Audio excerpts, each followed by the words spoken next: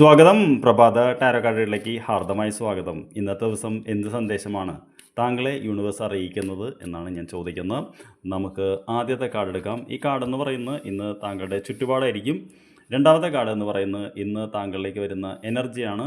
മൂന്നാമത്തെ കാർഡ് എന്ന് പറയുന്നത് താങ്കളോട് എന്താണ് യൂണിവേഴ്സ് എന്ന് പ്രവർത്തിക്കാൻ പറയുന്നത്. നാലാമത്തെ കാർഡ് എന്താണെന്ന് ചിന്തിക്കേണ്ടത്, ഫോക്കസ് ചെയ്യേണ്ടതെന്നുള്ളതാണ്. നമുക്ക് നമ്മുടെ ചുറ്റുപാടിൽ തുടങ്ങാം. എന്താണ് ഇന്നത്തെ ചുറ്റുപാട് നമുക്ക് നോക്കാം. ദ എംപ്രസ് എന്ന് പറയുന്ന ഒരു കാർഡാണ്. എംപ്രസ് എന്ന് പറയുന്നത് വളരെ പോസിറ്റീവായിട്ട് ചുറ്റുപാടാണ്. സാധാരണ സമൃദ്ധി, ക്രിയേറ്റിവിറ്റി എന്നൊക്കെ പറയുന്നൊരു കാർഡാണ്.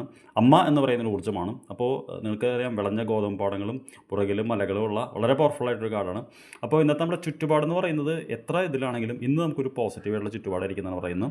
അതായത് നമുക്ക് നല്ല കാര്യങ്ങൾ തുടങ്ങാൻ, നല്ല കാര്യങ്ങൾ ചെയ്യാൻ, നല്ലത് എന്ന് പറയുന്നത് നമ്മളൊരു ഐശ്വര്യമുള്ള ദിവസം എന്നൊക്കെ പറയുന്ന ഒരു ചുറ്റുപാടായിരിക്കും ഇന്ന് വരുന്നത്. നമുക്കുള്ള എനർജി എന്താണെന്ന് നോക്കാം. ഇത് ചുറ്റുപാടാണ്. നമ്മുടെ എനർജി എന്താണെന്ന് നോക്കാം. നമുക്ക് 10 ഓഫ് വോൺസ് എന്ന് പറയുന്നതാണ്. ശരിക്കും നേരെ ഓപ്പോസിറ്റ് ചുറ്റുപാടാണ് സത്യം. 10 ഓഫ് വോൺസ് എന്ന് പറഞ്ഞു കഴിഞ്ഞാൽ ഒരു ബാഗിൽ കുറേ വടിയും കൊണ്ട് ഒരാൾ നിങ്ങൾ നിൽക്കുന്നത് കാണാൻ കഴിയും. പൊതുവേ നമ്മൾ ഒരുപാട് വർക്ക്, ഒരുപാട് സ്ട്രെസ്സ്, ഒരുപാട് ഇതൊക്കെ വരുമ്പോഴാണ് ഈ കാർഡ് വരുന്നത്. അതായത് പണിയെടുത്ത് നടുവൊടിയുക എന്ന് പറയുന്നൊരു കാർഡാണ്. അപ്പോൾ ഇന്നത്തെ ദിവസം താങ്കളിലേക്ക് വരുന്ന എനർജി നല്ല വർക്ക് ലോഡാണ്. അതായത് ഒരുപാട് നമുക്ക്, പക്ഷേ എന്താ പറയുക, താങ്കൾക്ക് പാഷനുള്ള ഒരു കാര്യമായിരിക്കും.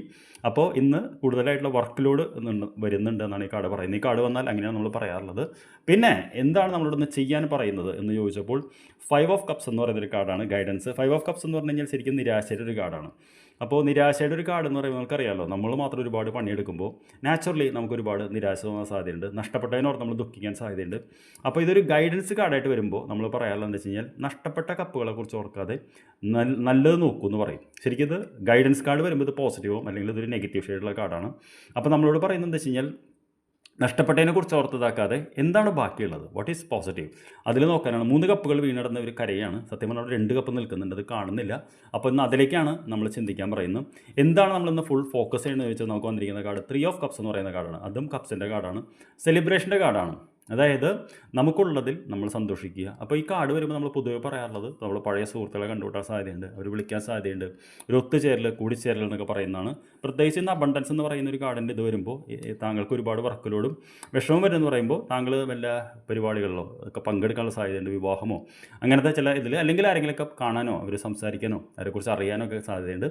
എന്തുതന്നെയായാലും താങ്കൾക്ക് ഒരു ആവറേജ് ആയിട്ടുള്ള ഒരു നല്ല ദിവസം തന്നെയാണ്. I wish you A very good day. നമുക്ക് വൈകിട്ട് കാണാം. Thank you very much for watching. Have a good day.